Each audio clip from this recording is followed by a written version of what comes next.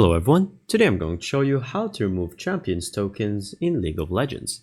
Make sure to watch the video until the end, not to miss any important details, like and subscribe. Now in case your game is a bit buggy or anything that is going on so far, make sure to close the game, and then from here just click on exit, and then wait for it to fully exit so that you can just restart it.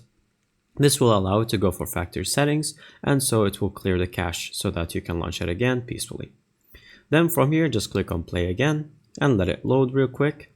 Once you have launched it again, all you have to do is simply from here going to click on your profile. Then on your profile you might have some tokens right here that are glitching. All you have to do is to double click on your profile real quick. Just double click right there, and once you have done that and double click, then you can see them, it will go away.